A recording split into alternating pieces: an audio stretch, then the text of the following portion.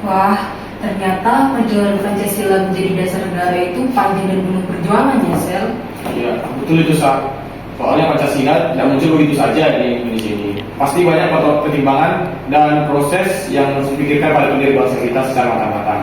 Oh, boleh ceritakan lebih lanjut nggak, Sel? Baiklah, mari kita telusuri. Sebelum kemerdekaan Indonesia dijajah oleh Belanda selama berabad-abad. Penjajahan ini membawa dampak besar bagi bangsa Indonesia, termasuk dalam pemikiran dan ideologi.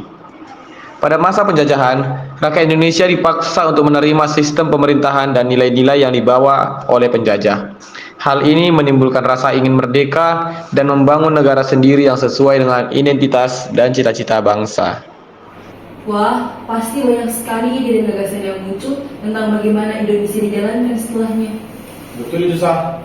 Setelah kemerdekaan itu banyak ide atau gagasan yang bermunculan. Ada yang ingin Indonesia menjadi negara Islam, ada yang ingin Indonesia menjadi negara komunis, ada juga yang ingin Indonesia itu menjadi negara federal.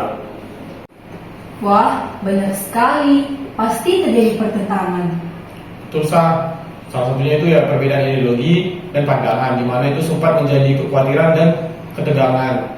Dan di mana pada para pendiri bangsa itu harus segera menemukan dasar negara untuk mempersatukan bangsa Indonesia dan menjadi landasan bagi negara masa depan Indonesia.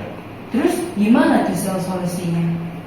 Nah, solusinya itu adalah pembentukan BPUPKI, di mana pada tanggal 1 Juni 1945 dibentuklah Badan Penyelidik Usaha-Usaha Persiapan Kemerdekaan Indonesia atau BPUPKI, yang mana tugasnya adalah mempersiapkan segala hal yang diperlukan untuk kemerdekaan Indonesia, termasuk merumuskan dasar negara, di mana BPUPKI menjadi wadah bagi para tokoh nasional untuk menyampaikan ide-idenya tentang dasar negara.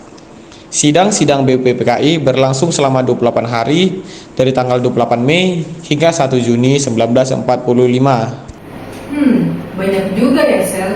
Biasa, setelah melalui perdebatan yang panjang, akhirnya pada tanggal 18 Agustus 1945 itu Pancasila yang dikemukakan akhirnya ditetapkan pada tanggal 1 Juni 1945 dan diterima disahkan oleh negara sebagai dasar negara dalam sidang Panitia Persiapan Kemerdekaan Indonesia atau PPKI.